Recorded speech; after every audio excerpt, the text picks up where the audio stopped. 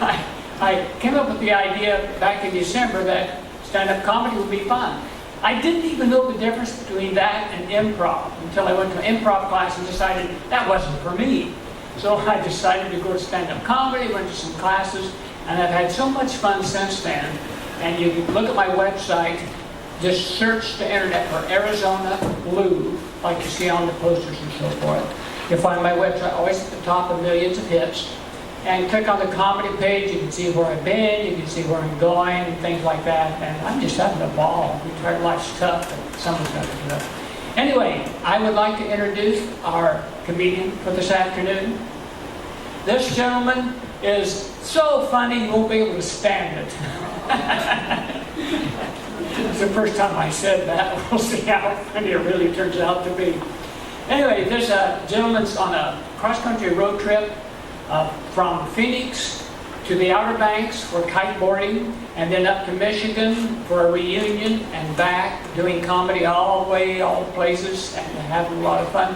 Please put your hands together for Arizona Lou.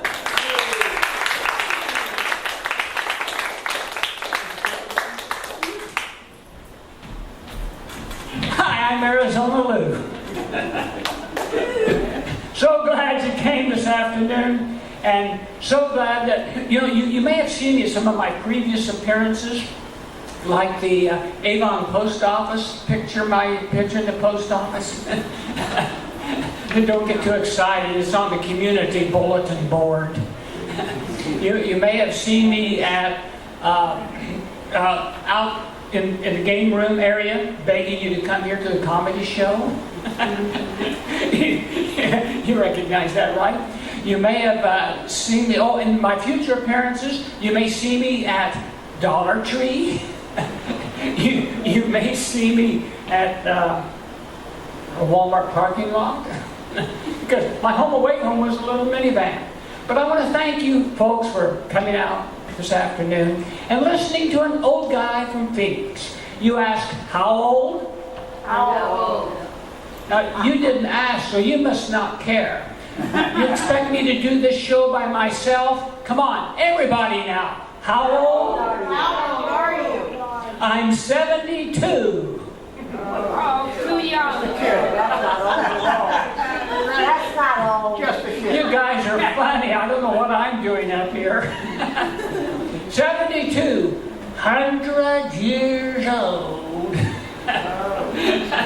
Last time I saw a crowd like this was when they crossed the Red Sea.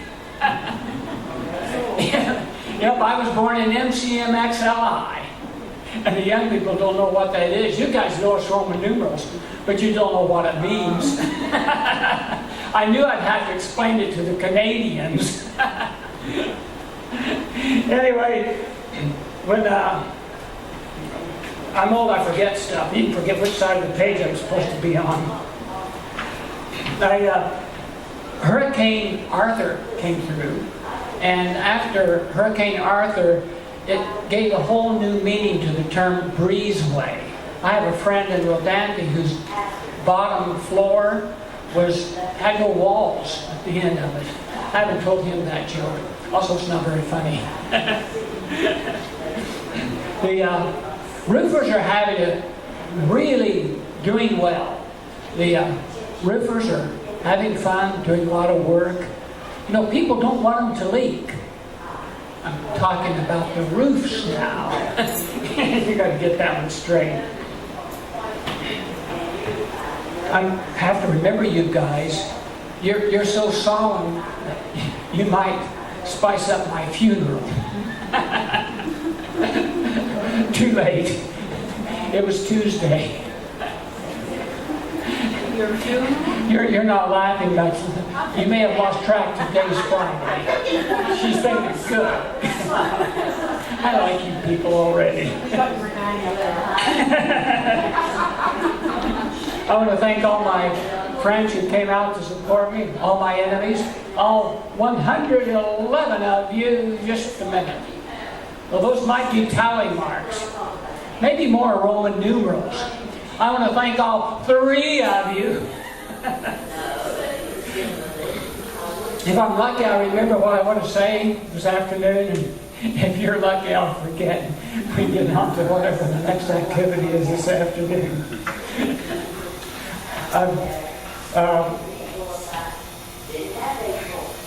Well, I'm not doing too well right now, am I? Anyway, when I was young, all I need is be quiet, you guys will fill in. When I was young, I used to go by, to avoid confusion on my travels, I used to go by, well now I go by Arizona Lou. I used to go by Territory Lou. Now, you people from the East, you don't understand. Before 1912, Arizona was a territory. And before then, I went by Caveman Lou. And before then, I went by Ditch Lou. Now, that doesn't mean anything. She's laughing, but she doesn't even know why. It's when it was real small. Then it grew bigger and bigger and bigger. And then I went by Grand Canyon Lou. Did you hear about the 18-wheeler that turned over near Shreveport? It remade such a gigantic mess, they had to close down the freeway. 72,000 corn dogs. The neighborhood kids were happy. They weren't refrigerated anymore, and they couldn't use them, so everybody just sort of collected them, and they had fun. I understand he was dodging an old guy driving slowly with his left blinker on. It may have been Louisiana Lou. Wasn't me. So guys tend to forget things and get lost a lot. I even got lost coming here with my GPS. You ask, what's GPS? What's GPS? He doesn't know or doesn't want to know, or you already know. I don't know which. Anybody know what it stands for? Multiple positionings. I thought it stood for geezer, plain, and stupid. Stupid, like thinking I can be up here and be funny. I'm not talking about funny looking now. I've got that one nailed. But stupid and senior, doesn't that remind you of Congress? And you people aren't laughing. I know why you're not laughing, because Congress isn't funny at all. On the way here, people were driving like maniacs. They were passing me on the Highway 12. They had to be going at least 40. That's miles per hour. And if you're from Canada, 63 kph, which nobody really cares about. Anyway, I declared I wasn't going to say anyway, but I tried. All the way I had my left blinker on. Nobody paid attention. Yep. I'm sure Greg came this afternoon. When I went out west, I got lost on the Oregon Trail. Anybody hear of the Donner Party? Yes. No, we'll skip that one then. I don't want to confuse me with people in some horror movies. For example, how many of you here have seen Poltergeist 2? No, we'll skip that one then too. This is my first time to be in a senior center, and I'm about to pee in my pants. Or did I? I forgot. Only you people at the front row will know for sure. Like they say in SeaWorld, ladies and gentlemen, during tonight's performance, the first row may get splashed. That's not funny, it's just disgusting. Who would have thought you're better off in the back? You two gals back there are smarter than we thought you were. I had voice surgery And sometimes my voice goes up high. It's embarrassing on the telephone when I say, "Hello, this is Arizona Lou." They say, "How may we help you, ma'am?" Or worse, they say, "Are your parents home?" "Oh, yes, they're on the mantle."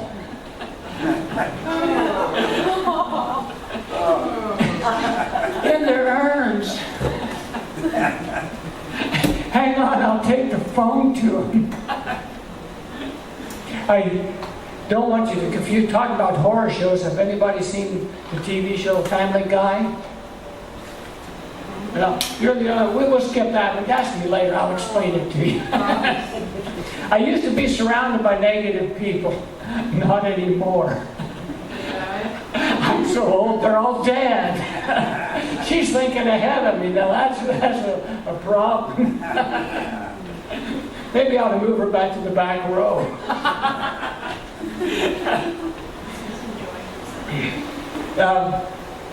But you ought to try this stand-up comedy stuff.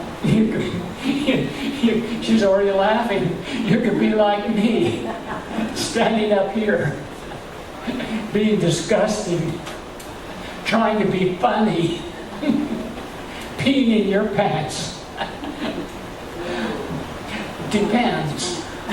Oh. I haven't finished my sentence yet. Depends on how things come out. I may need some help. Any therapist in here? Boy, am I in trouble. People ask how I stay fit. Well, I laugh a lot, even when other people aren't.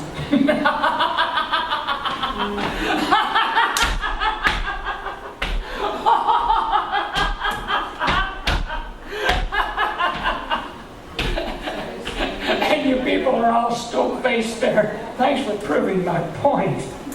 Also, I tend to burp. They say that's healthy for you. They say laughing's healthy for you. And, well, let's say expel gas out the other end. They say that's healthy for you too. However, I find that people around me don't always appreciate that as much as you could. That's a future bit for that. Also, I developed, when I was a kid, they hadn't invented shopping malls yet. They're in Newton, Kansas. All the stores are lined up along Main Street. And I wouldn't just walk from store to store. I would run from store to store. It was excellent exercise. You'd be surprised how fast you can get if you've been shoplifting. You're not laughing, sir. You must have tried it. Excellent exercise. He started immediately. Excellent exercise. Also, I developed 3 rules of the gym. You ask, what are they? What are they? Rule number 1. Fat always comes off last where you want it off the most. Rule number 2.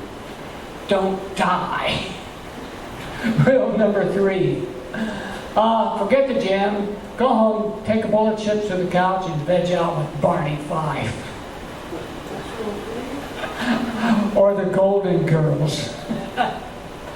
Nah, they're too young for me. Oh. Also, I took my first yoga, actually here on the Outer Banks. I took yoga for the view of the ocean. Well, that didn't work out too well. It turns out that the yoga class was inside, and it was dark. So much for the view. But eventually I did take a class called Yoga by the Beach, and there was the ocean. Unfortunately, that didn't work out real well because between me and the ocean were all these young distractions. Wearing tights. Yeah, down in Avon. And then the thing that happened is on the 6th class, an instructor finally asked us to look at our neighbor. That totally shocked the view. The view was gone. But you do, anybody here into yoga? You've done yoga? You have to, yeah, so okay, you have to hold poses. They have names for these poses. Down dog, you remember down dog? To me, my name for that is arms torture. But not only do you have to hold that, they have you hold one called plank. And she said, just relax. Now, relax while you're holding plank to me is like saying relax while you're stepping from the dock onto a boat with one foot still on the dock. You better not relax. But that's not all I had to hold. I had a methane bubble that was determined to reach the outer atmosphere. Now, some of you people don't know what that is. I have to put it in your terminology. That's called a fart. That hasn't happened yet. Well, I was able to hold that. Some people were not able to hold that, though. That was kind of interesting. I don't know if it's true. Also, I keep active kiteboarding.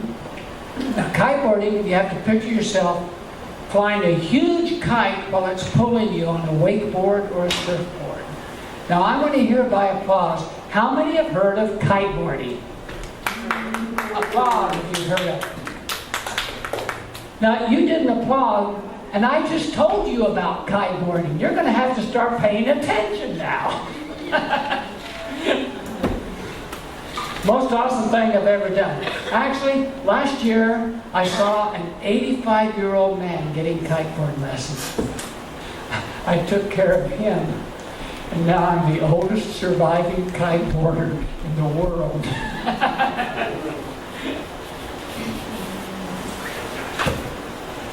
I bought this shirt. In February, I went to Maui for kiteboarding, and kiteboarders want wind.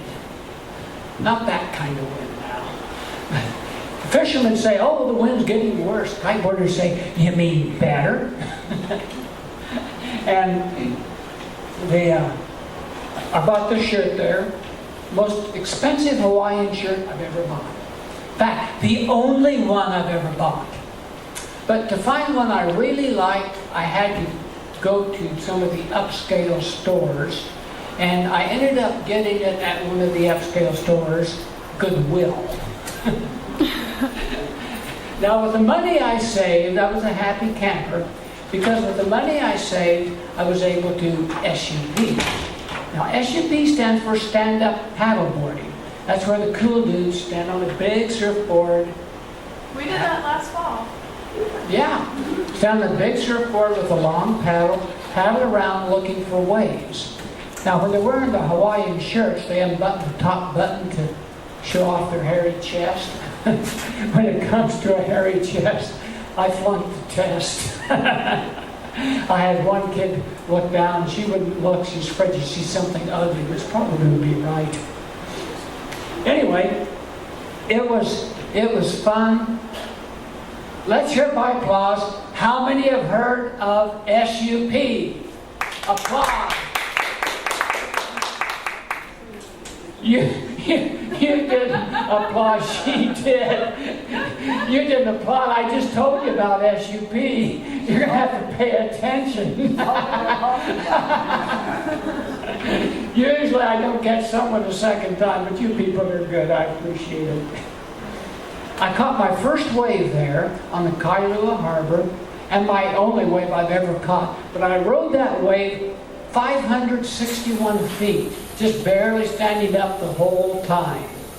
You ask, how long did it take? How long did it take? To catch that wave, it took me 4 years. I actually did my first SUP here on the Outer Banks. But I did do some kiteboarding. My last day there, it was windy enough I could kiteboard. And I was using my 12 square meter kite and kiting over the boneyard. You ask, what's the boneyard? What's the boneyard? You're getting better, the questions are getting harder. You're good. That, my friend, I'm glad you asked. That, my friends, is where the coral reef is just below the surface of the water. It's like big, rough rocks. And I was on my surfboard without foot straps. You asked, what's that? What's that? I'm glad you asked. That, my friends, is stupid. I missed the jibe and got drug over the coral reef and scratched myself on my hands and legs a little bit, my feet, and another body part that I don't talk about much. You ask, what's that? I don't blame you for not wanting to know what that is. That's my left thigh. The fish were happy though with the extra food I gave them. They said, "Thank you for the food."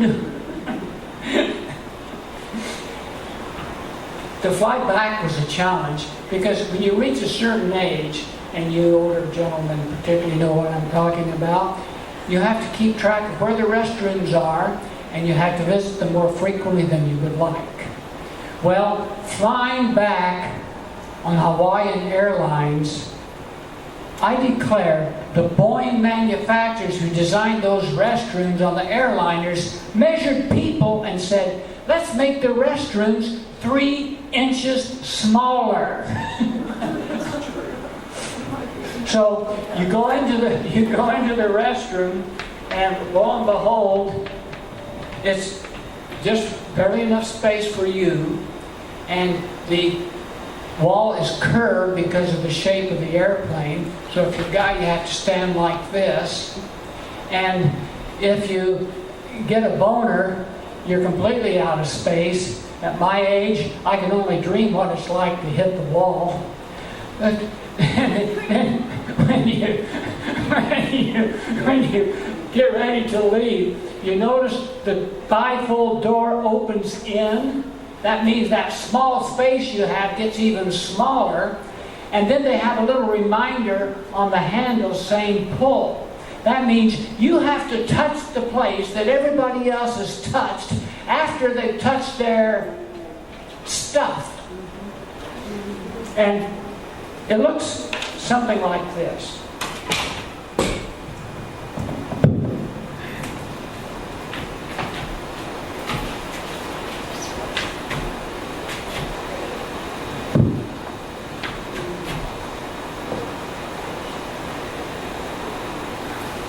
Ladies, are we out of time? Get there. Oh, Yeah, 'cause they got class in there. okay, ladies, can I have a few more minutes? About. Okay, ladies, I just put up the seat, and you didn't say anything. And I'm in this bathroom by myself, and nobody would have known. Besides, it's an imaginary bathroom. Now I'm going to put up the seat again, and I want to hear it from you ladies. What are we supposed to say? You're supposed to say yay or cheer or something. Put up the seat? Because I put up the choice, and I wouldn't have had to. Anyway, then you take care of your business. Well, if he puts down the seat. If you're a lady, you'll have to change that visual a little bit. Or if you're gay. And then, when you're ready to leave your throne room, you squeeze out, and you're done. There's some people on the airplane, I'm sure they could not maneuver that. So here's what I would request of you.